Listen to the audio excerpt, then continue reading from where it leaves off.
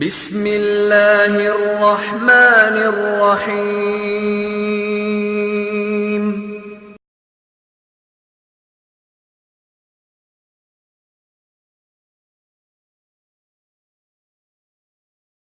ان الحمد لله نحمده ونستعينه ونستغفره ونعوذ بالله من شرور انفسنا ومن سيئات اعمالنا من يهده الله فلا مضل له ومن يضلل فلا هادي له واشهد ان لا اله الا الله وحده لا شريك له واشهد ان محمدا عبده ورسوله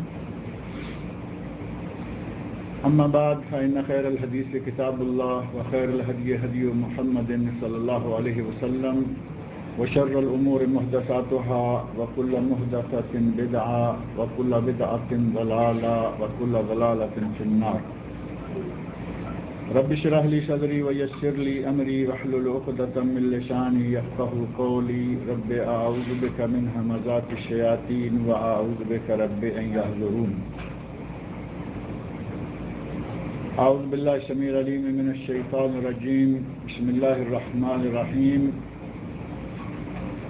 والليل إذا يغشى والنهار إذا تجلى وما خلق الذكر والأنثى إن سعيكم لشتى فأما من أعطى واتقى وصدق بالحسنى فسنيسره لليسرى وأما من بخل واستغنى وكذب بالحسنى فسنيسره للعسرى وما يغني عنه ماله إذا تردى. یہ سورۃ اللیل ہے جس کی میں نے پہلی 11 آیات پڑھی ہیں. چھوٹی چھوٹی آیات بڑے بڑے معانی پر مشتمل، اور جیسا کہ تقریباً ہر مکی صورت کے آغاز پر یہ بات ذکر کی جا رہی ہے کہ مکی صورتوں کا انداز بھی کچھ ایسا ہے کہ چھوٹی چھوٹی آیتیں ہوتی ہیں اور بڑی کام کی باتیں ہوتی ہیں. قرآن تو پورا ہی بڑا کام کا ہے، لیکن چھوٹی چھوٹی آیتوں میں مختصر انداز سے جواہر پارے، موتی، ہیرے اور جواہر اللہ رب العزت کا کلام ہے. یہ بھی مکی ہی صورت ہے، اور اس مکی صورت کا نام جو سورۃ اللیل ہے وہ بھی پہلی ہی آیت کے اندر موجود ہے، واللیل اذا یغشی. اور اس کو مجموعی طور پر پوری صورت کو ہم 2 حصوں میں تقسیم کر سکتے ہیں. ایک حصہ پہلی آیت سے لے کر آیت 11 تک جو میں نے ابھی پڑھی ہے، اس حصے کا موضوع، اور دوسرا حصہ اسی صورت کا 11 سے لے کر آخری آیت 21 تک، یعنی 11 اور 10. پہلے حصے میں 11 آیات ہیں، دوسرے حصے میں 10 آیات ہیں، کل اس کی 21 آیات ہیں. اللہ رب العزت نے 3 چیزیں اچھی یا اچھے لوگوں کی 3 صفتیں، اچھے افراد کی 3 صفتیں، اچھی جماعتوں کی 3 صفتیں، اچھے گروہوں کے 3 اوصاف جو اچھے ہیں پہلے وہ بیان کیے ہیں، اور پھر 3 وہ باتیں بیان کی ہیں جو کہ اچھی جماعت میں نہیں ہوتی، اچھے لوگوں میں نہیں ہوتی، اچھے افراد میں نہیں پائی جاتی. 3 اچھی باتیں، اچھے خصال، اچھے اوصاف، اور 3 بری باتیں، برے خصال، برے اوصاف. اور پھر اسی صورت میں 3 حقائق بیان کیے ہیں. 3 حقائق اللہ رب العزت نے، 3 حقیقتیں، اور یعنی 3 کا یہ سمجھیں کہ 3 سٹ ہیں اس ایک چھوٹی سی صورت. اور اس صورت کا آغاز بھی اللہ رب العزت نے قسم سے کیا، واللیل اذا یغشی. قسم ہے مجھے رات کی جب کہ وہ چھا جائے. اور پہلے بھی کتنی صورتیں گزر چکی ہیں، چھوٹی چھوٹی صورتیں ہیں، لیکن آغاز والعصر چھوٹی سی، بلکہ قرآن کریم کی انا اعطیناک الکوثر سے تھوڑی بڑی چند کلمات، ورنہ اسی سائز کی صورت. اللہ رب العزت نے اس کا آغاز بھی قسم سے کیا، اور بہت ساری صورتوں کا آغاز قسم سے کیا، جیسے کچھ گزر گئی ہیں، کچھ آنے والی ہیں. اللہ رب العزت نے جہاں جس چیز کی قسم چاہی کھائی. بعض اہل علم نے ان قسموں کی ایک مناسبت ذکر کی ہے کہ کس صورت میں کن احکام سے پہلے اور کہاں اللہ نے کن چیزوں کی قسم کھائی ہے، ان کی ان مسائل کے ساتھ کیا مناسبت ہے، اور اس کی اگرچہ کوئی ضرورت نہیں ہے، اللہ رب العزت مرضی کا مالک ہے، جس کی چیز کی جب چاہے وہ قسم کھائے وہ مالک ہے۔ البتہ ہمارے لیے جو قاعدہ ہے وہ بار بار آ رہا ہے کہ ہمیں اجازت نہیں ہے کہ ہم اللہ کے سوا کسی چیز کی قسم کھائیں، اللہ جس کی چاہے کھائے، لیکن ہم صرف اللہ کی قسم کھا سکتے ہیں۔ اللہ کے اوصاف، اللہ کے اسماء حسنہ، ان چیزوں کی قسم کھائی جا سکتی ہے، اور اللہ کے کلام کی قسم کھائی جا سکتی ہے، کیونکہ کلام اللہ مخلوق نہیں ہے بلکہ کلام اللہ اللہ کی صفات میں سے ہے۔ اللہ کا کلام کرنا اس کی ایک صفت ہے، اور کلام اللہ جب ہم کہیں گے تو اس سے مراد یہ کاغذ نہیں ہوگا، کلام اللہ سے مراد یہ کاغذ نہیں، بلکہ اگر یہ کہا جائے کہ کلام اللہ سے مراد یہ لکھنے والی سیاہی بھی نہیں، بلکہ کلام اللہ سے مراد وہ کلمات ہیں، وہ کلام ہے جو کہ سیاہی کے ساتھ اس کاغذ پر لکھا ہوا ہوتا ہے، اس کلام اللہ کی قسم کھانا جائز ہے۔ اور ہمارے پاک و ہند میں قسم کے سلسلہ میں ایک بڑا اسپیشل انداز بنایا گیا ہے، کہیں گے کہ وضو کر کے آؤ، قرآن سر پہ رکھو اور پھر اس کی قسم کھاؤ۔ تو قسم کھانے کے لیے یہ سارے انداز ضروری نہیں ہے، قرآن کو ہاتھ میں لینا، قرآن کو سر پر رکھنا، صرف یہ کہہ دیا جائے کہ مجھے قسم ہے قرآن کی، یا مجھے قسم ہے کلام الہی کی، مجھے قسم ہے کلام اللہ کی، اس کی قسم ہو گئی۔ اب یہ کلام اللہ جو ہمارے پاس لکھا ہوا مصحف کی شکل میں موجود ہے، اس کو اٹھا کے اپنے سر پہ رکھیں، اس کا کوئی ایسا بوجھ وزن تو ہے نہیں کہ قسم اٹھانے کے لیے اگر یہ بوجھ پڑا تو شاید آدمی، ایسا کچھ بھی نہیں۔ کلام اللہ کی قسم کھا سکتے ہیں، اللہ کی قسم کھا سکتے ہیں، اللہ کے گھر کی قسم نہیں کھا سکتے بلکہ اس گھر کے رب کی قسم کھا سکتے ہیں۔ اگر کوئی کہے کہ مجھے خانہ کعبہ کی قسم ہے تو یہ ناجائز ہے، خانہ کعبہ مخلوق ہے، اور اگر کوئی رب البیت مجھے قسم ہے رب کعبہ کی، یہ کہہ کر قسم کھاتا ہے تو جائز۔ تو اللہ رب العزت نے قرآن کریم میں مختلف مقامات پر مختلف چیزوں کی قسمیں کھائی ہیں، اور ایک مقام جو پچھلے درس میں غالباً میں نے ذکر کیا تھا کہ ایک مقام ایسا ہے کہ جہاں خاص اپنی ذات گرامی نام لے کر فلا وربک نبی صلی اللہ علیہ وسلم سے مخاطب ہو کر فرمایا کہ اے میرے نبی تمہیں تمہارے رب کی، فلا وربک تمہارے رب کی قسم ہے، اے میرے نبی تمہارے رب کی قسم ہے، بندہ اس وقت تک مومن نہیں ہو سکتا۔ بعض دیگر مقامات پر اللہ رب العزت نے اپنی قسمیں کھائیں لیکن انداز مختلف، اتنا واضح انداز سے اپنی ذات کی قسم اللہ نے وہی کھائی ہے۔ یہاں بھی اللہ رب العزت نے ایک اپنی ذات کی قسم کھانے کا انداز اختیار کیا ہے، اختیار فرمایا ہے تیسری آیت میں۔ تو مختصر یہ کہ اللہ اپنی مخلوقات میں سے کسی کی، اپنی کسی صفت کی جس کی چاہے قسم کھائے، جیسا کہ یہاں اس کی صفات کی قسم ہے، لیکن ہمیں صرف اللہ کی، اس کی اسماء حسنہ اور صفات کی قسم کھانی چاہیے، یا کلام اللہ جو کہ صفات ہے، چونکہ یہ مشہور ہے اس لیے میں بار بار یہ ذکر کر رہا ہوں کہ کلام اللہ کی قسم کھانا جائز ہے، اور اس سے مراد یہ کاغذ گتا اور سیاہی نہیں ہوگی بلکہ صرف اللہ کا کلام جو ہے وہ مراد ہوگا۔ اللہ رب العزت نے ارشاد فرمایا واللیل اذا یغشا، قسم ہے رات کی جب کہ وہ چھا جائے۔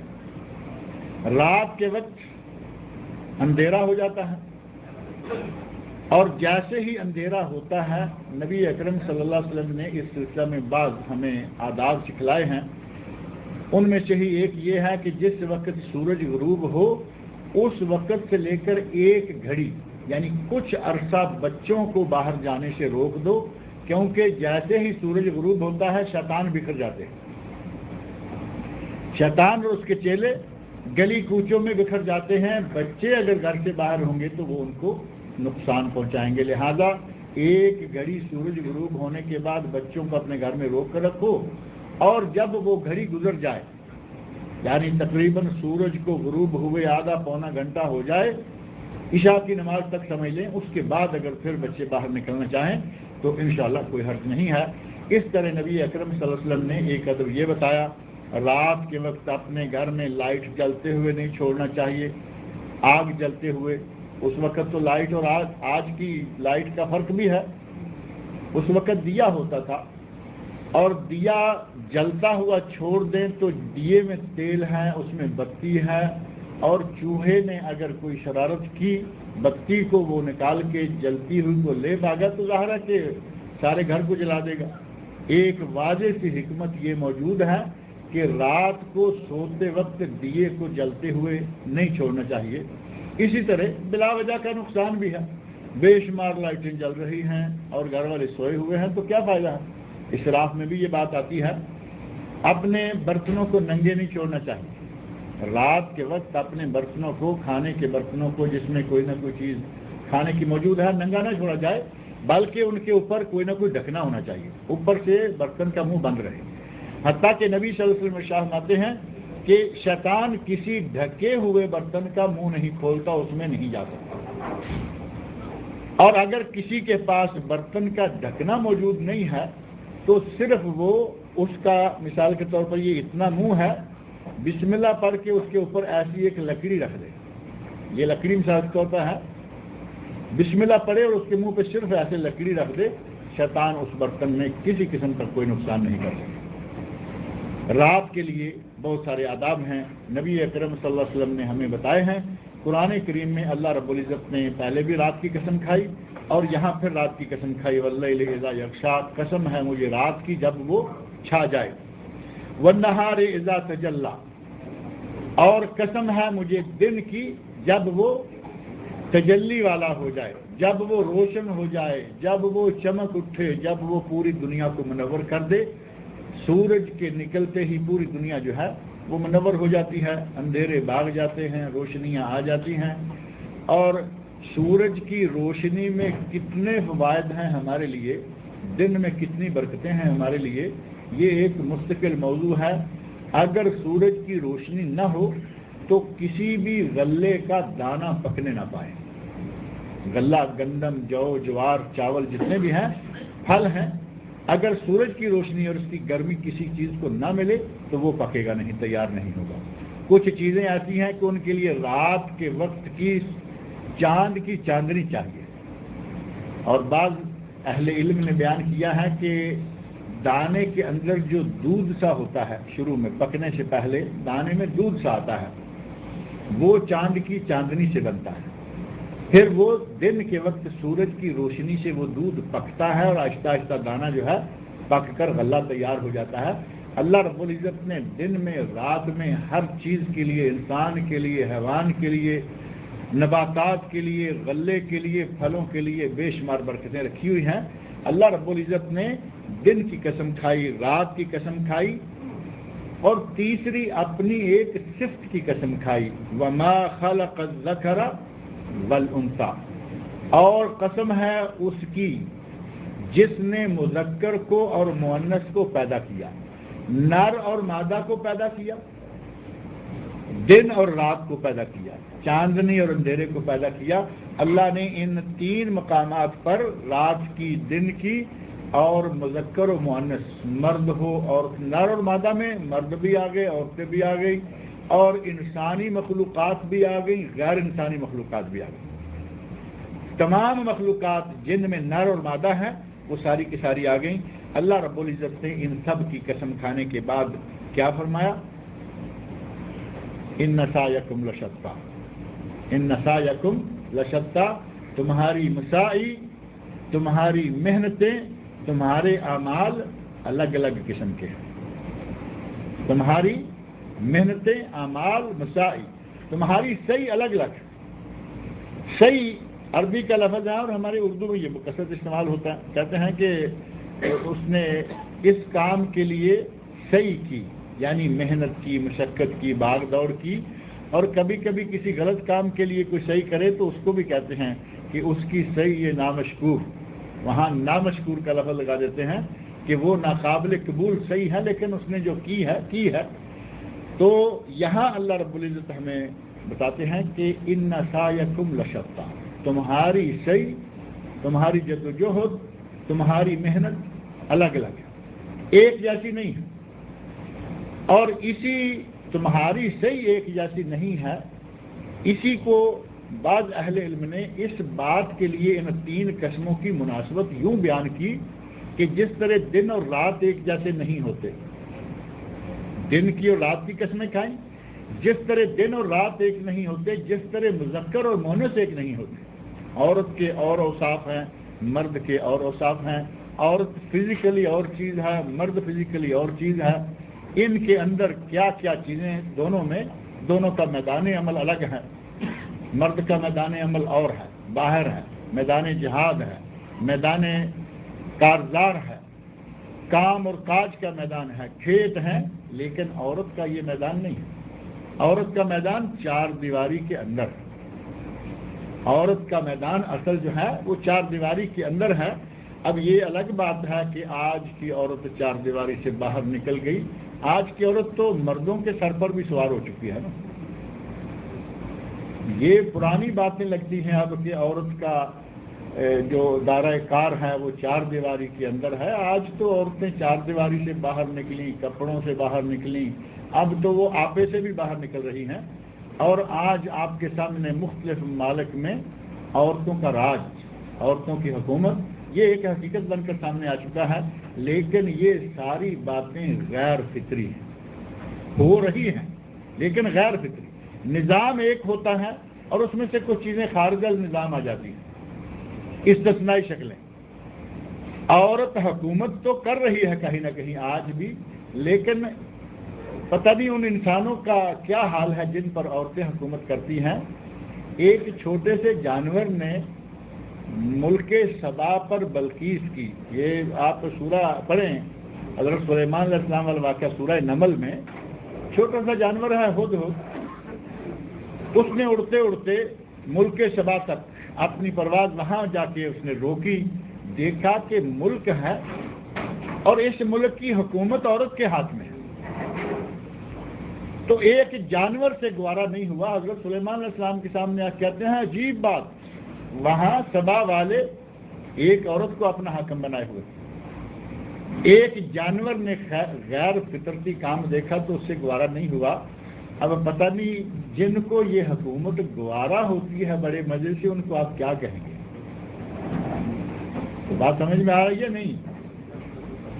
ایک پرندہ ہے، ایک جانور ہے، اس کو تو اچھا نہیں لگا کہ بلقیس سبا کی حاکم ہو۔ سلیمان علیہ السلام کے سامنے جس طرح آدمی شکوہ کرتا ہے، شکوہ کر رہے ہیں۔ اور ایک ہم ہیں انسان ہو کر، اور اس سے بڑھ کر اگر صرف انسانوں والی بات ہوتی، گولڈا میئر تھی، اندرا گاندھی تھی، فلاں تھا، کوئی بات نہیں، مسلمان ہو کر بھی حکومت عورت کی ہم نے گوارا کی، ہمارے لوگوں نے گوارا کی۔ اب ان لوگوں کو کیا نام دیں گے؟ اللہ رب العزت نے کہا جس طرح مرد اور عورت ایک نہیں، ان کا دائرہ کار الگ الگ ہے، ان کی جسمانی صفات الگ الگ ہیں۔ جس طرح دن اور رات ایک نہیں، دونوں کی صفات الگ ہیں، دن کام کے لیے، رات آرام کے لیے، اسی طرح تمہاری محنتیں بھی ایک جیسی نہیں، تمہاری مساعی بھی الگ الگ ہیں۔ کوئی کچھ کر رہا ہے، کوئی کچھ کر رہا ہے، ہر کسی کی اپنی اپنی مساعی ہے۔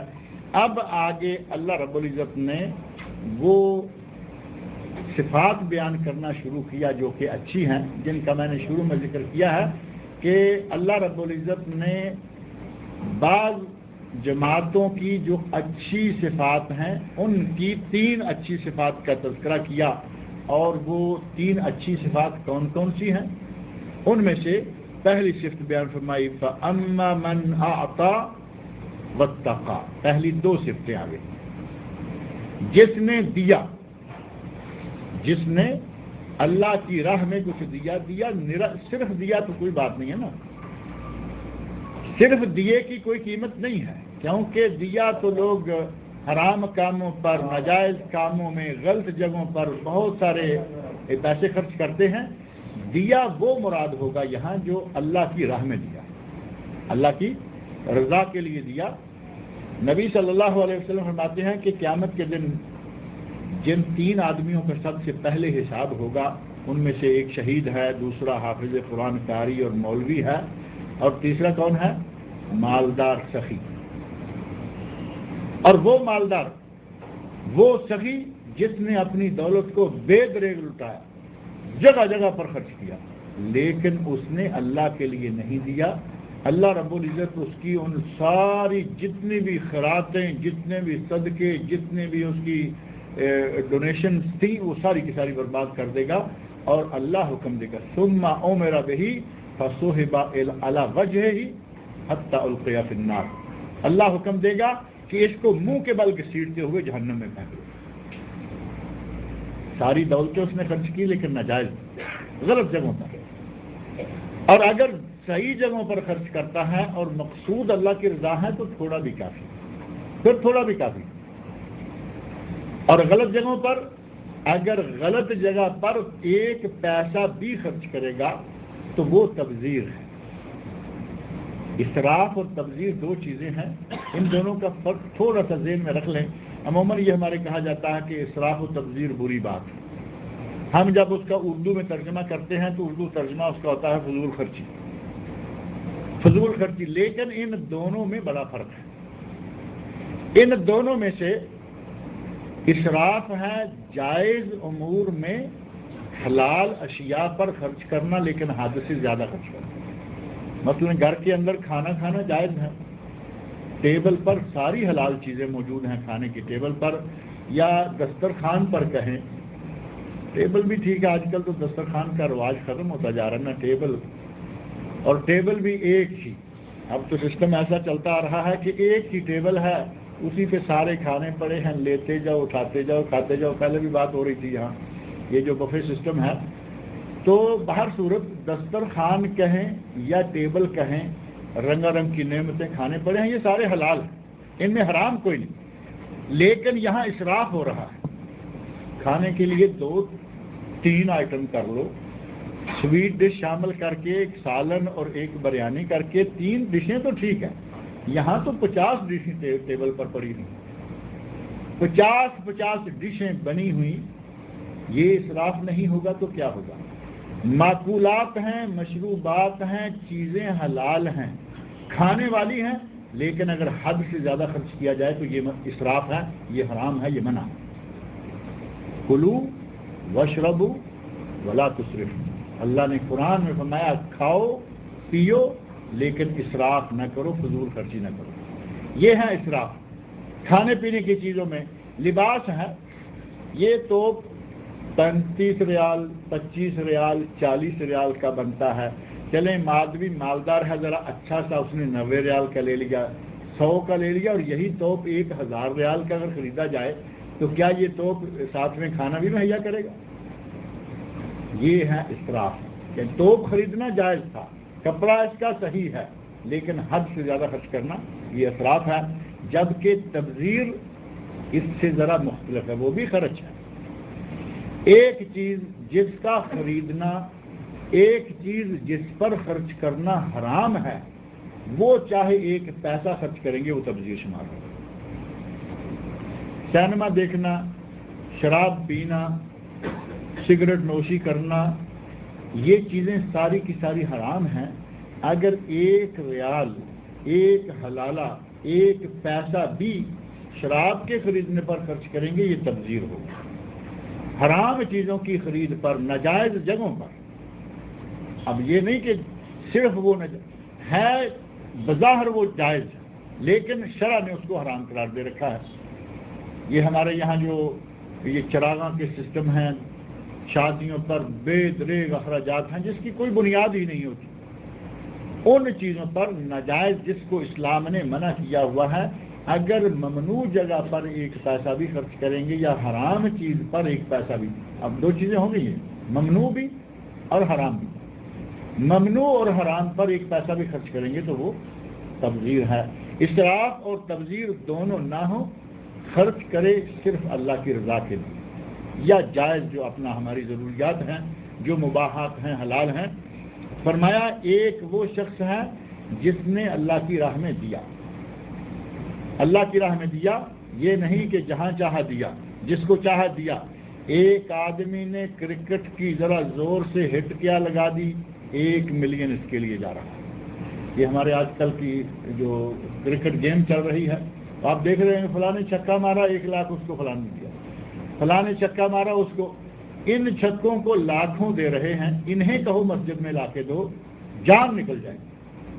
یہ ہیں سارے تبذیریں، یہ ہیں سارے حرام اخراجات۔ اس کے برعکس لوگوں کی نمازیں ضائع کرواتے ہیں، لوگوں کو دین سے دور کروا دیتے ہیں، اور ساتھ میں ان کو انعامات بھی بے شمار کھلے کھلے دیے جا رہے ہیں۔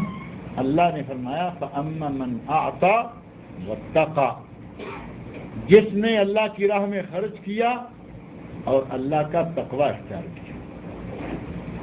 اب آپ صدق کے دل سے بتائیں کہ ایک آدمی نے زور سے گیند کو بلہ مارا اور اس کو 1 ملین یا 1 لاکھ یا مرسڈیز کار دی، کیا اس دینے والے کے دل میں خدا کا تقوی ہے؟ تقوی ہوتا تو یہ اس میدان میں نہ ہوتا، تقوی ہوتا تو اس کا پیسہ اس طرح کی غلط جگہوں پر نہ جاتا، تقوی ہوتا تو وہ مدارس بنواتا، مساجد بنواتا، کوئی دوسرے اچھے کام، رفاہی کام کرتا۔ یتیم بھوکے مر رہے ہیں، محلہ بھرا ہوا ہے، بیوائیں بیچاری کپڑے کے ہاتھوں باہر نکلنے سے بیزار ہیں، محلے میں جگہ جگہ بیوائیں موجود ہیں، وہاں خرچ کرنے کے لیے ان کو توفیق نہیں۔ بیوہ کو دیں گے کون جانے گا، لیکن جب وہاں دیتے ہیں ساری دنیا کا میڈیا، اخبارات، ریڈیو، ٹیلی ویژن، اگلے دن خبریں آ جاتی ہیں۔ وہ جو میں نے پہلے حدیث ذکر کی ہے کہ اس قسم کے سخیوں کو اٹھا کر اللہ منہ کے بل جہنم میں ڈالے گا، اور ساتھ کہے گا کہ تم نے مال واقعی بڑا خرچ کیا تھا لیکن میرے لیے نہیں، لوگوں میں یہ کہلوانے کے لیے یقال اللہ کا سخی، تاکہ لوگ کہیں کہ بڑا سخی ہے، یہ بڑا سخی ہے، بڑا مال خرچ کرتا ہے۔ اس قسم کا مال خرچ کرنے کی کوئی قیمت نہیں ہے۔ فَأَمَّا مَنْ آتَى، جس نے اللہ کی راہ میں دیا، وَاتَّقَى، اور جس نے تقوی اختیار کیا۔ تقوی اللہ سے ڈرنا، ہماری اردو زبان میں عموماً کہا جاتا ہے پرہیزگاری، اور پرہیزگاری کیا ہے؟ برائی سے بچنا۔ مریض کے لیے پرہیز کیا ہوتا ہے؟ اگر مریض زکام زدہ ہے تو اس کے لیے پرہیز ہے کہ اے سی میں نہ بیٹھو، پنکھے میں نہ بیٹھو، ٹھنڈا پانی نہ پیو، یہ پرہیز ہے نا۔ اور شرعی طور پر پرہیز یہ ہے کہ برا کام نہ کرو، ناجائز کام نہ کرو، حرام کام کا ارتکاب نہ کرو۔ یہ ہے مختصر تقوی کی تعریف۔ اگر کوئی آدمی برے کاموں سے بچتا ہے اور نیک کاموں پہ دل لگا کر رکھتا ہے، یہ آدمی متقی ہے۔ اور قرآن کریم میں اللہ رب العزت نے متقین کی بڑی تعریفیں کی۔ قرآن کو شروع میں متقین کے لیے ہدایت، ھدی للمتقین، الف لام میم ذالک الکتاب لا ریب فیہ ھدی للمتقین۔ قرآن کریم کا آغاز سورۃ البقرہ پہلی آیات۔ سورہ فاتحہ تو وہ ہے جو ہم نماز میں پڑھتے ہیں، جو عام قرآن کی شکل میں ہمارے سامنے آتا ہے وہ بقرہ آتی ہے۔ آغاز میں اللہ رب العزت نے متقین کا تذکرہ کیا، پھر اس کے اوصاف بیان کیے اور جگہ جگہ اوصاف بیان کیے۔ اللہ رب العزت کو تقوی یہ منظور ہے کہ آدمی برے کاموں سے پرہیز کرے اور اچھے کاموں میں دلچسپی لے، اچھے کام کرے، برے کاموں سے بچے۔ صحابہ کرام رضی اللہ عنہم باہم بیٹھے ہوئے ہیں، حضرت عمر فاروق رضی اللہ عنہ بھی مجلس میں ہے۔ تقوی کا ایک سمجھنے کا انداز دیکھیں، صحابہ نے آپس میں ایک کیسے عمدہ طریقے سے تقوی کی تعریف کر دی۔ پوچھا تقوی کیا ہے؟ تو اسی مجلس میں ایک صاحب کہتے ہیں، امیر المومنین کبھی جھاڑیوں کے درمیان میں سے گزر ہوا ہے؟ کانٹے دار جھاڑیاں ہیں، وہ درختوں پہ کھڑے شاخیں ہیں یا کاٹ کے جو رکھے ہوئے ہوتے ہیں، اگر ایسی کسی جگہ سے گزرنا پڑے تو کیسے گزر؟ وہ کہتے ہیں کہ ہاں کئی مرتبہ ایسا موقع ہوا گزرنے کا، اپنے کپڑوں کو لپیٹ سمیٹ کر درمیان میں سے نکل جاتے ہیں۔ تو کہا گیا کہ اسی کا نام تقوی ہے، یہی تقوی ہے، بچ بچا کے نکل جانا۔ جس طرح وہاں کانٹوں سے اپنے کپڑوں کو سمیٹا جاتا ہے، اسی طرح گناہوں سے اپنے آپ کو سمیٹ کے رکھیں، گناہوں سے اپنے آپ کو بچا کے رکھیں، جتنے ناجائز امور ہیں ان سے اپنے آپ کو محفوظ رکھیں، اسی کا نام تقوی۔ کانٹوں کے درمیان سے گزرنے کی مثال دے کر بڑے آسان اور بڑے عمدہ انداز سے تقوی کی وضاحت کر دی کہ یہ تقوی ہے. آدمی کانٹے میں کپڑا نہ پھنس جائے، کپڑا پھٹ جائے گا، خراب ہو جائے گا، ان کو آدمی لپیٹ سمیٹ کر درمیان میں سے تھوڑی سی جگہ سے، یا دوسرے لفظوں میں یوں کہہ لیں کہ زبان ہے ہماری، اگر منہ میں دانت پورے ہوں تو کتنے ہوتے ہیں؟ 32 معروف ہے نا. اگر پورے ہوں تو پھر 32 ہوتے ہیں. کمی بیشی اگر کسی کے نکل گئے، گر گئے، ایک وقت ایسا آ جاتا ہے کہ بیبی کی طرح بابا کے منہ میں بھی کوئی دانت نہیں رہتا، تو یہ الگ بات ہے. مجموعی طور پر 32 دانت ہوتے ہیں. ان 32 دانتوں کے سنٹر میں ایک چھوٹا سا نرم و نازک ٹکڑا زبان کا رہتا ہے. 32 دانتوں کے درمیان ہے نا، 16 اوپر ہے، 16 نیچے ہیں، دائیں بائیں ملا کے چھوٹی سی جگہ کے چھوٹے سے دائرے کے اندر یہ نرم زبان، جس طرح 32 دانتوں کے درمیان زبان بچ بچا کے رہتی ہے کہ ادھر گئی تو کاٹی جاؤں گی، ادھر گئی تو کاٹی جاؤں گی، سامنے بڑی تو اپنی حدود کے اندر آتی. اگر کوئی آدمی اپنے آپ کو زبان کی طرح دانتوں کے درمیان محفوظ کر لے، دائیں بائیں گناہوں کی بھری ہوئی دنیا سے اپنے آپ کو بچا کر رکھے، تو یہ بھی متقی ہے. جس طرح 32 دانتوں میں زبان محفوظ رہتی ہے، کب؟ جب اپنی حدود سے تجاوز نہ کرے. اسی طرح جب مسلمان ایک انسان اپنے رب کی قائم کردہ رسول اللہ صلی اللہ علیہ وسلم کی بتائی ہوئی حدود کے اندر رہے گا، اسے کسی طرف سے گناہ کا زخم نہیں ملے گا. لیکن اگر حد سے نکلا، ادھر نکلا تو یہاں سے کبھی کبھی سننے میں آتا رہتا ہے کہ بھئی آپ تمہاری زبان سے الفاظ پھسل کیوں رہے ہیں؟ تو کہتے ہیں جی چھالیا کھاتے ہوئے زبان کٹ گئی تھی. اب چھالیا تو چونکہ ذرا سخت ہوتا ہے، جو لوگ کھاتے کھاتے رہتے ہیں ان کو پتا ہے، وہ لکڑی ہوتی ہے جو کھاتے رہتے ہیں پان والے. تو کبھی ایسا ہو سکتا ہے کہ دانت کے نیچے دباتے ہوئے اور ساتھ میں اس لکڑی کے ٹکڑے کو سنبھالنا بھی ہے کہ دانتوں کے درمیان میں رہے. تو کبھی چھوٹی سی کٹ جائے تو اگلے دن ہی توتلی باتیں کرتے ہوئے نظر آ رہے. کیا ہوا بھائی؟ زبان چھالیے کی وجہ سے کٹ گئی. اگر زبان اپنی حدود کے اندر رہے گی، وہ چھالیا کاٹے کچھ بھی کاٹے وہ کٹے گی نہیں. جب لاپرواہی ہوگی کٹ جائے گی. مسلمان جب لاپرواہ ہوگا اس سے گناہوں کا صدور ہوگا، ورنہ اگر اسے اپنا مسلمان ہونا، مرنا، اللہ کے سامنے اٹھنا، جواب دینا، یہ سب باتیں یاد ہوں تو مسلمان سے بھی گناہ نہیں ہوتے.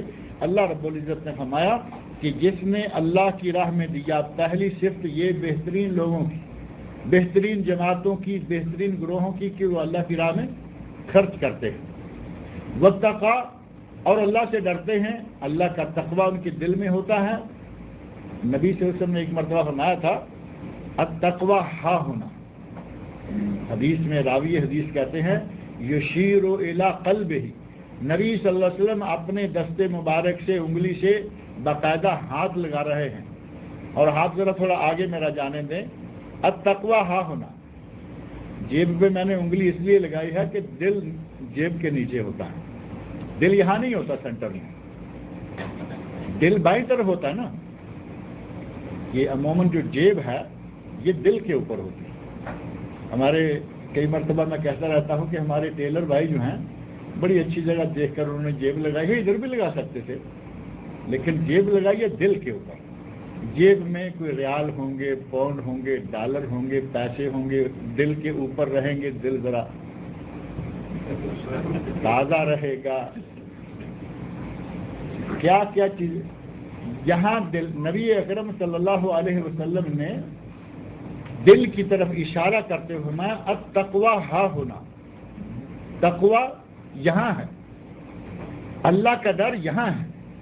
اگر آدمی کے دل میں اللہ کا ڈر نہیں ہے، ظاہر میں وہ بڑا کچھ کسی کام کا نہیں ہے. کچھ لوگ ایسے ہیں کہ انہوں نے ظاہری تقوی کا لباس پہنا ہوا ہوتا ہے، اندر سے وہ بڑے ظالم اور بڑے فاسق و فاجر ہیں. جب اندر جائیں گے تو ان کی حرکتیں بدکار لوگوں کی، باہر آئیں گے تو ان کی حرکتیں نیکوکار. یہ تقوی نہیں ہے. نبی صلی اللہ علیہ وسلم تقوی ہا ہونا. تقوی یہاں ہے، تقوی دل میں ہے۔ اگر دل سے کوئی آدمی اللہ سے نہیں ڈرتا تو ظاہر سے کیا فائدہ ہے؟ ظاہر میں یہ منافقانہ چالیں، منافقانہ انداز، منافقانہ حرکتیں، ان سے اللہ کو کوئی بہلا سکتا ہے؟ انسان کو تو کسی نے بہلا لیا اچھی باتیں اچھی حرکتیں کر کے کہ بھائی ان کے پاس تو ہم 10-15 منٹ کے لیے ہیں، ایک دن کے لیے ہیں، ان کے سامنے فرشتہ بن کے رہو۔ انسان کو تو ایسا کر لے گا، اس ذات کو کوئی نہیں ایسے بہکا سکتا، نہ بہلا سکتا ہے۔ وہ دلوں کی جاننے والا اللہ یعلم ما فی الصدور، وہ تو دلوں کی جانتا ہے، اسے کیسے بہلایا بہکایا جا سکتا ہے؟ اگر دل میں تقوی موجود ہے تو مال بھی اللہ کی راہ میں خرچ ہوگا، یہ ایک رزلٹ کے طور پر بھی سامنے آ گیا۔ اگر دل میں اللہ کا ڈر ہے تو وہ آلتو فالتو جگہوں پہ چکے مارنے والوں پہ اپنے پیسے نہیں لٹائے گا، بلکہ وہ پیسہ خرچ کرے گا جہاں قرآن کی تعلیم ہو رہی ہے، حدیث کی سنت کی تعلیم ہو رہی ہے، اسلامی تعلیمات کی خدمت نشر و اشاعت دین پر خرچ کرے گا، مساجد ہیں نمازوں کے لیے وہاں خرچ کرے گا، اور نیک غریب لوگوں کو دیکھ کر ان کو خرچ دے گا۔ جو پہلے ہی ملینرز ہوتے ہیں، ملٹی ملینرز، انہی پہ اپنا پیسہ لٹائے چلے جانا، یہ تقوی والوں کا کام نہیں ہے۔ اللہ رب العزت نے پہلی یہ دو چیزیں بتائیں، فَأَمَّا مَنْ أَعْطَى وَاتَّقَى وَصَدَّقَ بِالْحُسْنَى، اور تیسری صفت یہ بیان فرمائی کہ وہ نیک بات کی تصدیق کرتا رہے، نیک بات کی، نیک چیز کی وہ تصدیق کرتا رہے۔ یہ تین چیزیں ایسی ہیں کہ جو نیک لوگوں میں، جو نیک جماعتوں کی صفات شمار ہوتی ہیں، نیک افراد کی صفات شمار ہوتی ہیں۔ یہ تین چیزیں پائی جائیں، اللہ رب العزت نے آگے فرما دیا فَسَنُيَسِّرُهُ لِلْيُسْرَى، اگر کسی کا ارادہ ہے اللہ کی راہ میں خرچ کرنے کا، اگر کسی کا ارادہ ہے اللہ سے ڈرنے کا، اگر کسی کا ارادہ ہے نیکی اور برائی کی بات کی تصدیق کرنے کا، فَسَنُيَسِّرُهُ لِلْيُسْرَى، ہم ان نیکیوں کو ادا کرنے کے لیے اس کے لیے آسانیاں پیدا کریں گے۔ اللہ تعالیٰ فرما رہے ہیں کہ ہم اس کے لیے یہ جو نیکیاں ہیں یا دوسری کوئی بھی نیکی ہے، یسرا کا معنی حسنہ بھی کیا گیا ہے، نیکی کرنا۔ اللہ رب العزت نیکی کی نیت کرنے والوں کو نیکی کرنے کی توفیق دے دیتا ہے، نیت کرنے والوں کے لیے نیکی کرنا آسان کر دیتا ہے۔ اب ایک آدمی گھر سے نکلتا ہی نہیں، سفر اختیار ہی نہیں کرتا تو کامیابی وہ کہاں سے ڈھونڈے گا؟ کہتے ہیں کہ سفر وسیلہ ظفر ہے، سفر وسیلہ ظفر ہے، اگر سفر کرے گا تو کامیابی ہوگی۔ گھر میں پڑا رہے، کہے کہ میری PhD کی ڈگری بھی گھر میں ہی چل کے آ جائے گی، انجینئرنگ بھی گھر میں ہی آ جائے گی، گھر میں بیٹھا ہی تو کچھ بھی نہیں ہوگا۔ اس کے لیے نکلنا ہوگا، کچھ چلنا ہوگا، کچھ ہمت کرنی ہوگی۔ اگر ہمت کرے گا اور صحیح کام کی ہمت نیت کرے گا تو اللہ اس کے لیے اس کام کو آسان کر دے گا۔ یہ ہے مفہوم فَسَنُيَسِّرُهُ لِلْيُسْرَى، ہم آسان کر دیتے ہیں اس کے لیے راستے نیکی کے، جس راستے پر وہ چلنا چاہتا ہے۔ اور اگر آدمی نیکی کی نیت کر لیتا ہے اور ساتھ ہی اس کے دل میں تقوی بھی ہے اور وہ اس نیکی کو صرف اپنے رب کے لیے کرنا چاہتا ہے تو یقیناً اللہ تعالیٰ مدد کرے گا۔ بہت سارے لوگوں نے اپنی زندگی کے حالات میں بعض دفعہ کبھی کسی ایسے موقع پہ بعض چیزیں بیان کرنا ضرورت ہوتی ہے، مجبوری ہوتی ہے، اور قرآن کریم میں اللہ نے اس کی اجازت بھی دی ہے، فَأَمَّا بِنِعْمَتِ رَبِّكَ فَحَدِّثْ، اپنے رب کی، یہ پہلے تفسیر گزری نا پچھلے درس میں، اپنے رب کی نعمتوں کو کبھی بوقت ضرورت جہاں فائدہ نظر آ رہا ہو بیان کرنے میں کوئی حرج نہیں۔ ہمارے ایک بہت ہی معزز دوست اس دنیا سے تشریف لے گئے ہیں، اللہ رب العزت ان کی مغفرت کرے، مولانا محمود احمد میر پوری رحمۃ اللہ علیہ، برمنگم میں وہ کام کرتے رہے، پاکستانی تھے، کشمیر سے، آزاد کشمیر سے، پاکستان سے ایم اے کیا، مدینہ یونیورسٹی سے فارغ ہوئے، پھر وہ برطانیہ چلے گئے۔ برطانیہ میں انہوں نے دین کی خدمت بڑے اعلیٰ پیمانے پر، دعوت، تعلیم، تبلیغ، لٹریچر کتابیں اور صراط مستقیم منتھلی ایک اردو میں، دی اسٹریٹ پاتھ منتھلی ایک انگلش میں، بڑا کام کیا انہوں نے. اللہ تعالیٰ ان کی محنتوں کو قبول فرمائے. ایک مرتبہ شارجہ میں ہماری میٹنگ کچھ خاص لوگوں کے ساتھ ہم نے ان کو اکٹھے کیا. خاص انہوں نے خود کہا کہ میں کچھ وقت آپ کو دینا چاہتا ہوں، لیکن اس میں یہ نہیں چاہتا کہ عوام الناس، یعنی خاص باتیں.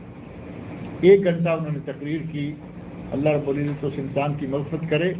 انتہائی کام کی باتیں. انہوں نے کہا کہ میں نے خاص لوگوں کو اس لیے اکٹھا کیا تھا کہ آپ لوگ کام کرنے میں، دعوت کے میدان میں آپ نکلے ہوئے ہیں. میں آپ کو اپنے کچھ تجربات بتاتا ہوں. ان تجربات کے ضمن میں 1 گھنٹے کی تقریر میں میں صرف ایک چھوٹا سا اشارہ دینا چاہتا ہوں. اللہ تعالیٰ ان کی محنتوں کو قبول فرمائے. انہوں نے کہا کہ میں اس دی اسٹریٹ پاتھ مانامہ صراط مستقیم، وہاں مدارس ہیں، وہاں دعوت ارشاد ہے، تبلیغ ہے، باہر جانا پڑتا ہے، اور مجھے دفتری کام کے لیے جماعت کے دفتر میں اور ان پرچوں کو نکالنے کے سلسلہ میں بہت دفعہ ایسا ہے کہ مجھے دوپہر کا کھانا کھانے کے لیے گھر جانے کا موقع نہیں ملتا، اور گھر کا موقع نہیں ملتا. میرا کھانا دفتر میں آ جاتا ہے. لیکن میں نے یہ محسوس کیا ہے کہ نیک کام کرنے کے لیے اللہ نے میرے ساتھ کتنا تعاون کیا ہے. وہ کہتے ہیں کہ مجھے ہوتا نا کہ آدمی مجبور ہو گیا، بیوی کو لے کے اسپتال جا رہا ہے، بچے کو لے کے اسپتال جا رہا ہے، بچے کو خود جا کے اسکول چھوڑ کے آنا ہے، یہ کرنا.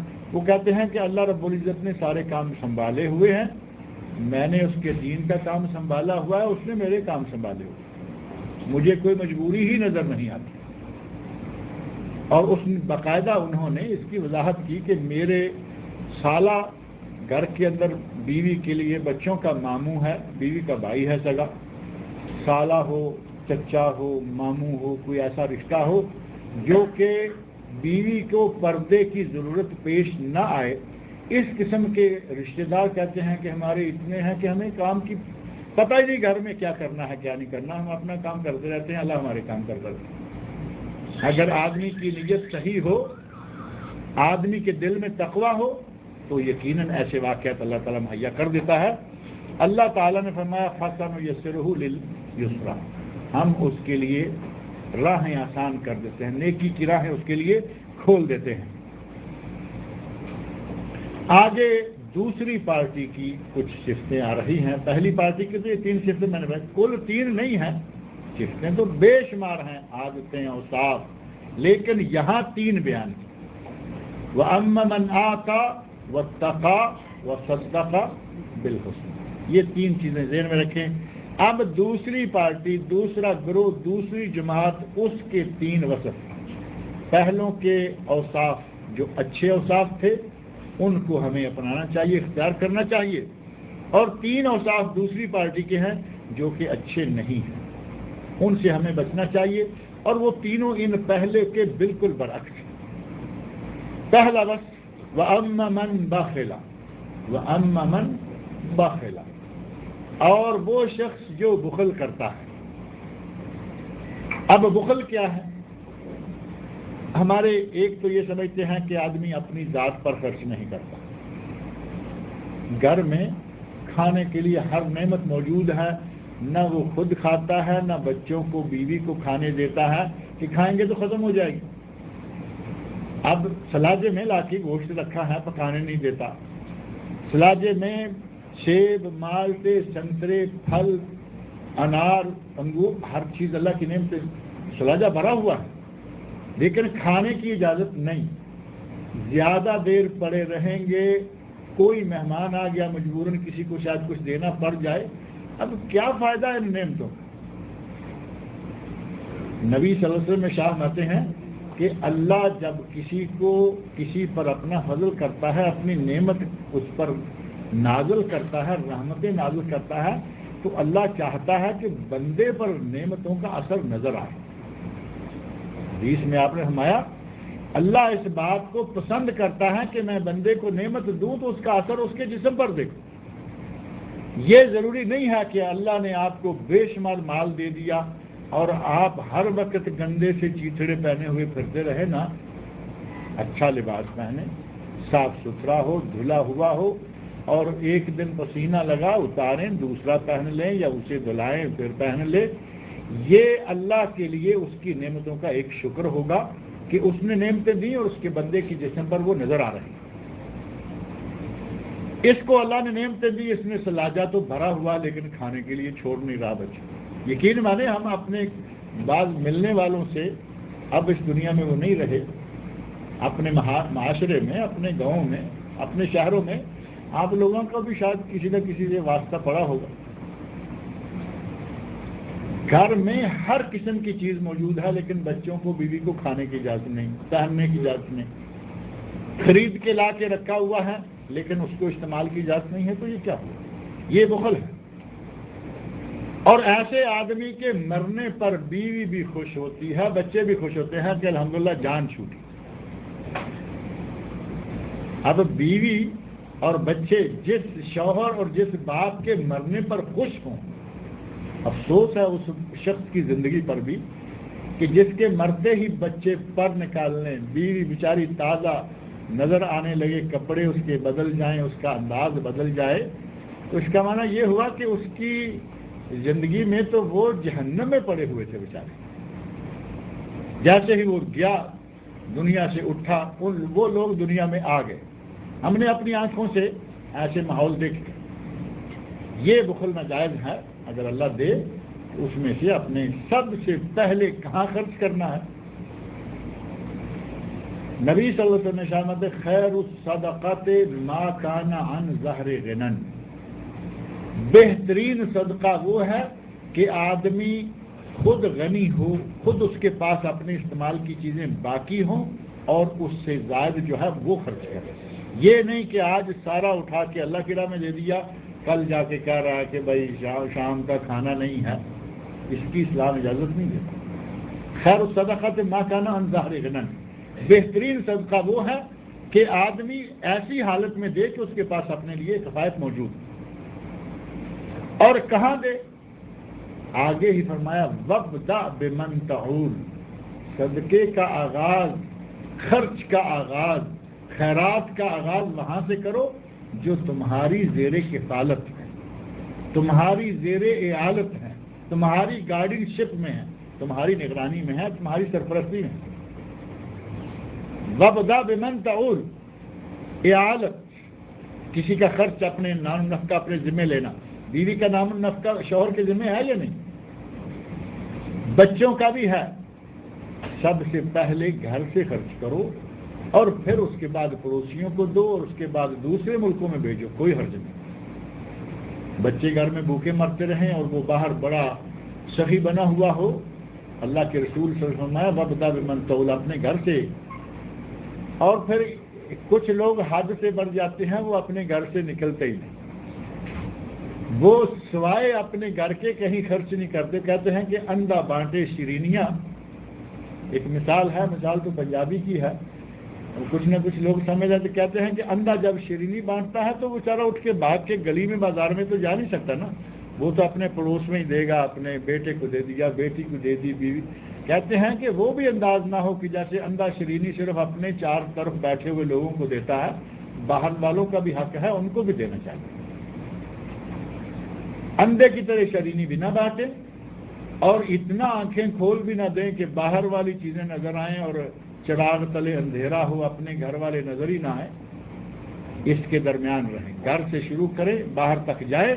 اور اگر کسی نے اللہ کی نعمتوں کو نہ اپنے اوپر خرچ کیا، نہ بال بچے پر خرچ کیا، یہ بخیل انسان. یہ بخیل انسان. بخل یہی ہے. مومن بخیل ہو سکتا ہے، یہ کوئی انہونی صفت بھی نہیں لیکن بری صفت ہے. نبی اکرم صلی اللہ علیہ وسلم سے پوچھا گیا یا رسول اللہ کیا مومن بخیل ہو سکتا ہے؟ آپ نے فرمایا ہو سکتا ہے، کیونکہ مومن کے دل میں مال کی ذرا لالچ زیادہ آ گیا تو خرچ نہیں کرے گا. فرمایا یا رسول اللہ کیا مومن بزدل ہو سکتا ہے؟ میدان جہاد کی طرف نکلنے کے لیے جینا چاہے یا دل میں ڈر لگا رہے کسی نہ کسی طرف سے، یہ بزدل ہے. یعنی دل مردہ ہے، کمزور ہے، ضعیف دل والا ہے. آپ نے فرمایا کہ مومن بزدل بھی ہو سکتا ہے، مومن بخیل بھی ہو سکتا ہے، مومن بزدل بھی ہو سکتا ہے۔ صحابی نے تیسرا سوال دوہرا کر دیا، کہا کہ یا رسول اللہ کیا مومن جھوٹا ہو سکتا ہے؟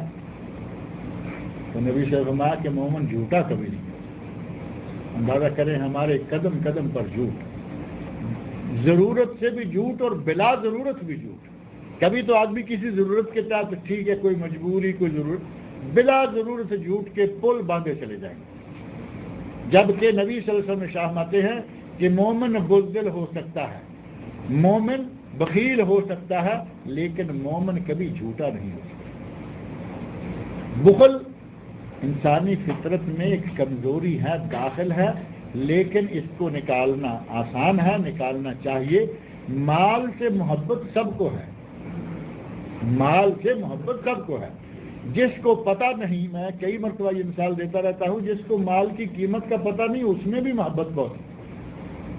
اپنے گھر میں بچے کو جیب سے نوٹ نکال کے تھمائیں، اسے نہیں پتا یہ 5 کا ہے، اسے نہیں پتا یہ 500 کا ہے، یہ 100 کا ہے، 10 کا ہے، 20 کا ہے، یہاں تو 20 کا بھی ہے نا نوٹ ریال کا۔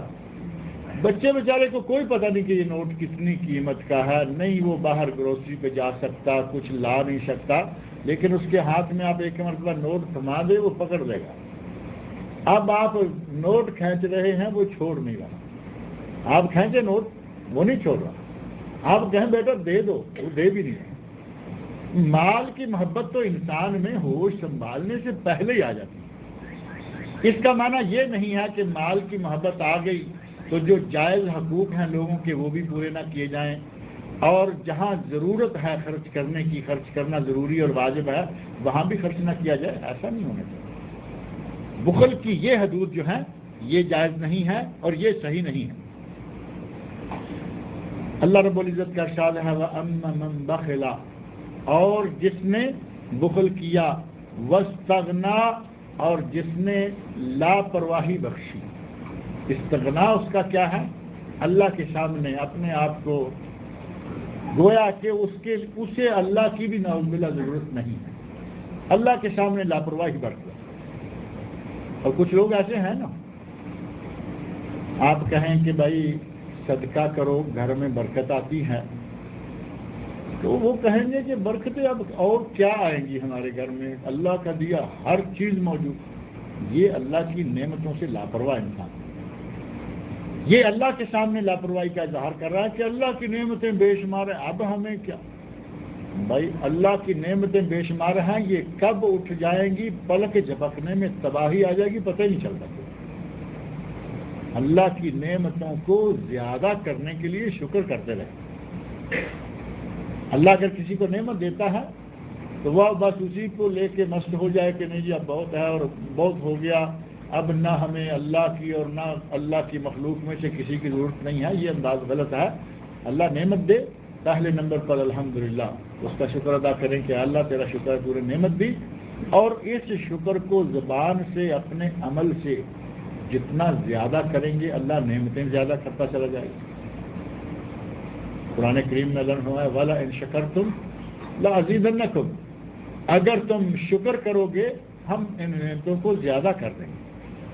وَلَئِن كَفَرْتُمْ إِنَّ عَذَابِي لَشَدِيدٌ، اگر تم کفر کرو گے، نعمتوں کا انکار کرو گے، نعمتوں کی ناشکری، نعمتوں کا آنے کا انکار تو کوئی نہیں کرتا نا، نعمتیں جتنی آتی رہیں وہ آتی رہیں، کفر یا انکار یہ نہیں کہ آنے نہ پائیں، ان کا شکر ادا نہیں کرتا، تو اللہ نے فرمایا کہ پھر ہمارا عذاب بھی بڑا سخت ہے، اگر ہم پکڑنے پہ آئیں گے ان بطش ربک لشدید، تیرے رب کی پکڑ بڑی ہی سخت۔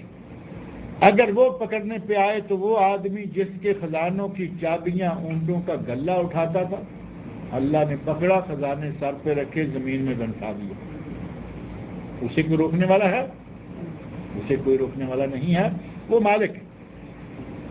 فرمایا وَأَمَّا مَن بَخِلَ وَاسْتَغْنَىٰ، اور وہ شخص جس نے بخل کیا اور جس نے لاپرواہی برتی، وَكَذَّبَ بِالْحُسْنَىٰ، اور جس نے نیکی کی تکذیب کی، وَكَذَّبَ بِالْحُسْنَىٰ، نیک بات کو جھٹلایا۔ پہلے گزرا وَصَدَّقَ بِالْحُسْنَىٰ، اس کے برعکس یہاں وَكَذَّبَ بِالْحُسْنَى، اس نے نیک بات کو جھٹلایا، فَسَنُيَسِّرُهُ لِلْعُسْرَىٰ، تو ہم اس کے لیے برائی کرنا، برا راستہ، برے راستے ہم اس کے لیے آسان کر دیتے ہیں۔ جس نے یہ عادت بنا لی بخل کی، جس نے یہ عادت بنا لی اللہ سے لاپرواہی برتنے کی، اللہ رب العزت نے ارشاد فرمایا کہ ہم اس کے لیے برائی کے راستے کھول دیتے ہیں، برائی کے راستے آسان کر دیتے ہیں۔ برائی کے راستے آسان کیسے کر دیتے ہیں؟ جس طرح فرمایا کہ آدمی اللہ کی رضا کے لیے نیکی کرنا چاہے تو اللہ اس کے لیے نیکی کا راستہ آسان کر دیتے ہیں۔ جو آدمی اللہ سے بھی لاپرواہی برتے، جو آدمی اللہ کی دی ہوئی دولت کو نہ اپنے پر، نہ بچوں پر، نہ عزیز و اقارب پر بھی خرچ نہ کرے، نیکی کی تصدیق نہ کرے بلکہ وہ تکذیب کرے، ایسے آدمی کے لیے اللہ تعالیٰ برائی کی راہیں کھول دیتا ہے۔ نیک نیت ہے تو نیکی آسان ہے، نیت بری ہے تو برائی آسان۔ اور صحیح بخاری، صحیح مسلم، سنن اربع، ابو داؤد، ترمذی، نسائی، ابن ماجہ اور ان 6 سہاں ستہ یا اصول ستہ کے ساتھ ہی 7ویں کتاب مسند امام احمد، 7 کتابوں کی مشہور و معروف ایک حدیث ہے، وہ ذکر کر کے میں بات کو ختم کرتا ہوں، کیونکہ پہلی پارٹی کا کھاتا جو میں نے بتایا تھا کہ پہلا حصہ جو سورت کا ہے وہ 11 آیتوں تک ہے۔ نبی اکرم صلی اللہ علیہ وسلم ارشاد فرماتے ہیں کل میسر لما خلق لہ، ہر آدمی جس کام کے لیے پیدا کیا گیا ہے اللہ اس کے لیے وہ راہیں آسان کر دیتا ہے۔ ایک آدمی نیکی کے لیے نیت کرتا ہے، ارادہ کرتا ہے، دل کے اندر ایک جذبہ ہے میں نیکی کروں، اللہ اس کے لیے نیکی کے راستے آسان کر دیتا ہے۔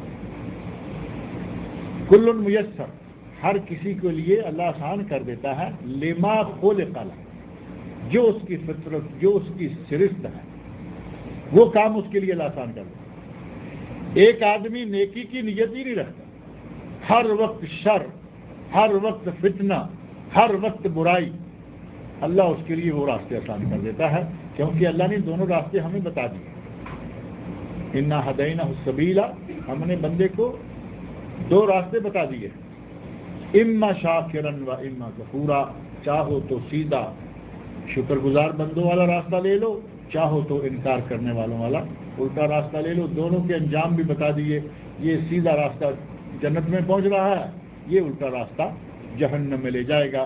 فرمایا کہ یہ جو آدمی کسی برائی کا ارادہ کرے، جو آدمی کسی تنگی میں اپنے آپ کو داخل کرنا چاہے، ہم اس کے لیے وہ راستہ کھول دیتے ہیں۔ وما یغنی عنہ مالہ اذا تردی، 11ویں اور پہلے حصے کی آخری آیت، وما یغنی، اور نہیں فائدہ دے گا، عنہ اسے، مالہ اس کا مال، اذا تردی جب وہ ہلاکت میں گر گیا۔ ابو لہب کے بارے میں پہلے وہ بات گزری، ما اغنی عنہ مالہ وما کسب، جب وہ ہلاکت میں گر گیا نہ مال کام آیا نہ اولاد کام آیا، مال بھی سارا پیچھے رہ گیا، اس کا جسم گلتا رہا، سڑتا رہا، بدبو چھوڑ گیا، اور بچے بھی موجود تھے، بچے کھانا دینے تک کے لیے پاس نہیں جا رہے، غلاموں کے ہاتھوں، کالے حبشیوں کے ہاتھوں کھانا بھیج دیتے ہیں، ابا حضور۔ جب تک دولت تھی، صحت تھی، بچے بھی اپنے باپ کو سلام کرنے کے لیے تیار تھے، اور جیسے ہی وہ معاملہ ختم ہوا سارے ساتھ چھوڑ گئے۔ قبر میں بھی انسان کے ساتھ نبی صلی اللہ علیہ وسلم ایک حدیث میں ارشاد فرماتے ہیں کہ قبر تک تو 3 چیزیں جاتی ہیں، 3 چیزیں، مال بھی، عیال بھی اور اعمال بھی، 2 چیزیں واپس، ساتھ کیا رہے گا؟ صرف اعمال۔ اسی طرح فرمایا کہ اگر کسی نے یہ سمجھ رکھا ہو کہ اسے اس کا مال فائدہ دے گا، اس کا مال اس کو جب وہ گر جائے گا، جب وہ ہلاکت میں گر پڑے گا، اوندا ہو جائے گا، اس وقت پھر اس کا مال اس کے کسی کام نہیں آئے گا۔ تردہ یا ترد، یہ جو متردیہ قرآن کریم میں جہاں کچھ جانوروں کے گوشت کو حرام قرار دیا گیا ہے، وہاں ایک ہے والمتردیہ والنطیحہ، وہ 2 جانور جو آپس میں لڑ پڑے اور ایک جانور سینگ مارے دوسرے کو، اس کا پیٹ پھٹ گیا، گلے میں زیادہ لگ گیا، وہ جانور کے ہاتھوں مر گیا، یہ اس کا گوشت حرام ہو گیا. جو مر گیا گوشت حرام. متردیہ، پہاڑ کے اوپر بکری چر رہی تھی، گائے چر رہی تھی، تاؤں پھسلا، وہ نیچے تک آ گئی، نیچے تک آنے تک اس کی جان نکل گئی، یہ ہے متردیہ.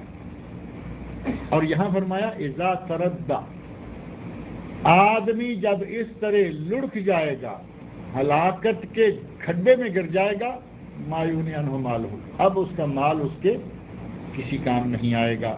اللہ رب العزت ہمیں جو اچھے لوگوں کے اچھے اوصاف ہیں ان کو اپنانے کی توفیق عطا فرمائے. اللہ رب العزت برے لوگوں کی بری عادتیں چھوڑنے کی، ان سے بچنے کی اللہ ہمیں توفیق عطا فرمائے. اللہ تعالی ہمیں اگر مال دے تو اسے اپنی راہ میں خرچ کرنے کی توفیق بھی دے. اللہ تعالی اپنی نعمت